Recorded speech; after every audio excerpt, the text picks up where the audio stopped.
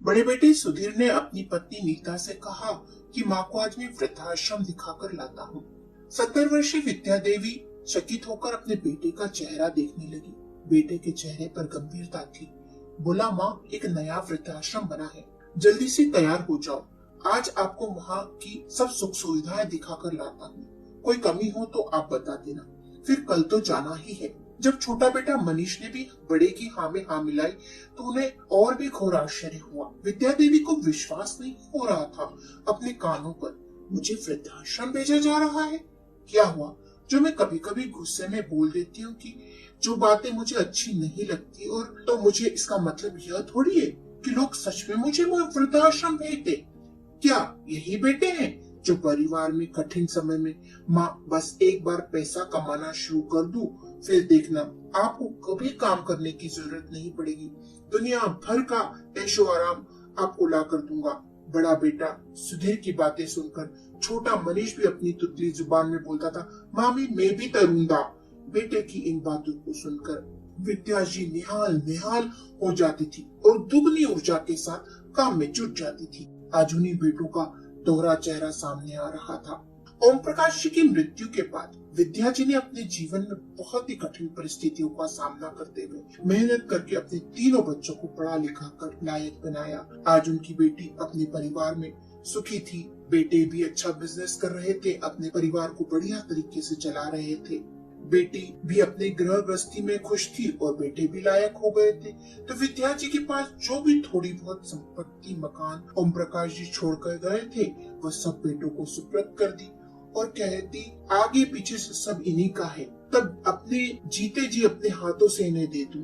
अब तो ये संभालने लायक भी हो गए हैं। अपनी योग्यता से बेटों ने संपत्ति को कई गुना बढ़ा दिया था, तो उन्हें इस बात का गर्व भी था अपने बेटों पर। जब रिश्तेदार ने मना किया कि अपनी संपत्ति अपने हाथ में रखो, तब विद्या जी बोलती, अरे मुझे क्या जरूरत है इस बुढ़ापे में, मेरे दान पुण्य हो जाता है, बस इतना ही चाहिए, इसके लिए तो मेरी पेंशन ही काफी है।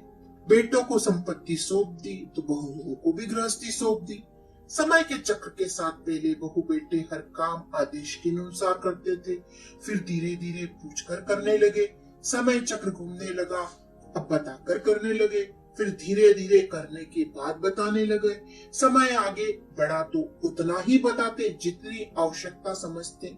गृहस्थी में भी परिवर्तन आया। पहले विद्या जी के नियम कायदे से चलती थी गृहस्थी, अब बहुओं के नियम के आधुनिक तरीके से चलती। वह जब कभी बीच में कुछ बोलने लगती का प्रयास करती तो उनका बोलना किसी को पसंद नहीं आता। बहुवी गृहस्थी में अभी आपका जमाना नहीं है माँ जी, हम हमारे हिसाब से कर लेंगे। बेटे भी कहते, किसी भी प्रकार की चिंता करने की जरूरत नहीं है आपको, बस देखते जाओ माँ, सारे काम हो जाएंगे। कभी कभी किसी काम को लेकर बहू बेटों से ज्यादा बहस हो जाती तो विद्या जी के आत्मसम्मान को ठेस पहुंचती और वो गुस्सा हो जाती और कई बार गुस्से में कह बैठती, मेरी नहीं सुनना है तो मुझे किसी वृद्धाश्रम में छोड़ा। इतना सामर्थ्य तो रखती हूँ कि मेरी पेंशन से मेरा गुजारा हो जाएगा। और फिर सन्नाटा छाता और सब अपने इधर उधर हो जाती। आज बेटों के मुंह से वृद्धाश्रम की बात सुनकर उनका दिल तार तार हो गया। कभी रिश्तेदारों की बात याद आ रही थी, स्वयं की परवरिश पर भी उन्हें प्रश्न चिन्ह लगा रही थी अपने आप को। बेटे ने पूछा, माँ चले?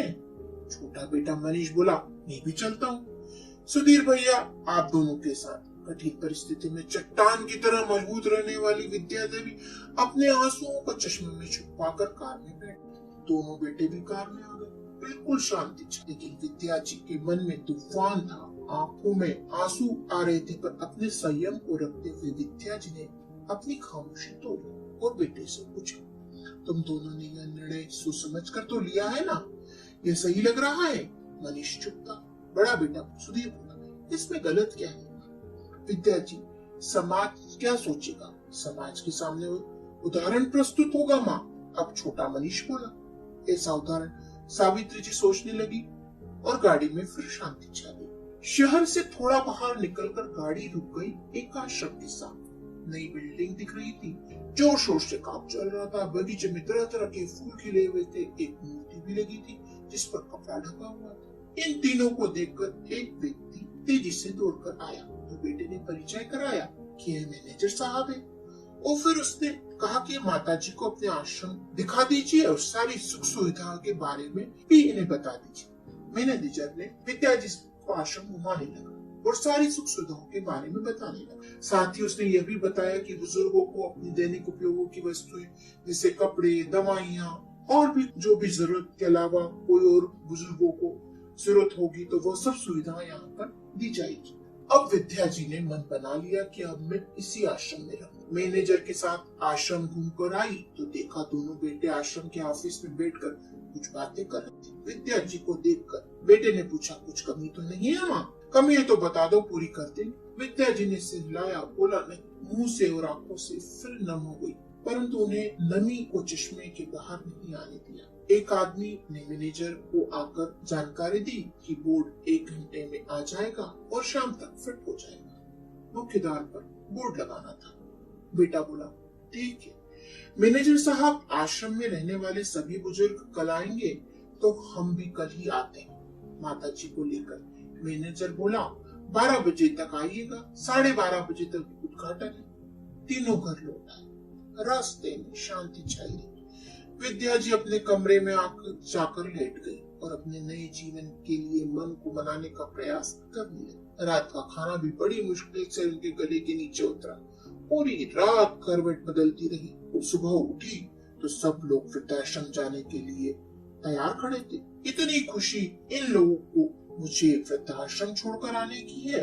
सभी तैयार होकर निकलने लगे तो विद्या जी ने अपने लड्डू गोपाल की मूर्ति उठाने लगी तो विद्या सुधीर बोला, नहीं माँ, भगवान आश्रम नहीं जाएंगे, वहाँ पहले से ही मंदिर बना हुआ है। विद्या जी मन ही मन बोली, ये कैसे दिन दिखा रहा है प्रभु, तेरे ऊपर भी मेरा अधिकार नहीं। खेल जैसे तेरी इच्छा। उन्हें प्रणाम किया और चुपचाप कार में बैठ गए। पूरा परिवार गाड़ी में बैठकर रवाना हो गया। सब चहक रहे थे। विद्या जी चुपचाप बैठी थी। बेटे सुधीर की आवाज आई, माँ क्षमा गए। वो गाड़ी से उतर रही थी, तभी एक और गाड़ी आकर रुकी। उन्होंने देखा बेटी की गाड़ी भी आई है। उसे आश्चर्य हुआ कि लो, बेटी को भी बता दिया। जैसे ही विद्या जी गाड़ी से उतरी तो 8-10 लोग उनके स्वागत के लिए आ गए। माता जी कहकर आदरपूर्वक अंदर जाने लगे। उन्हें समझ में नहीं आया इतना सम्मान क्यों। पोता बोला, दादी आश्रम का नाम तो पढ़ लो, विद्या जी नाम से क्या फर्क पड़ता है। यह सोचते हुए उन्होंने सर धीरे से ऊपर उठाकर बोर्ड पर नजर डाली। बोर्ड पर लिखा था, ओम प्रकाश जी वृद्ध आश्रम। उन्हें एक बार फिर चौंक कर बेटों की तरफ देखा तो दोनों खड़े खड़े मुस्कुरा रहे थे। बड़ा बेटा सुधीर बोला, माँ आश्रम में रहने का नहीं बल्कि वृद्धाश्रम खोलने का सामर्थ्य रखते हैं। आज आपको इस वृद्धाश्रम का उद्घाटन करना है और पिताजी की मूर्ति का अनावरण भी करना है।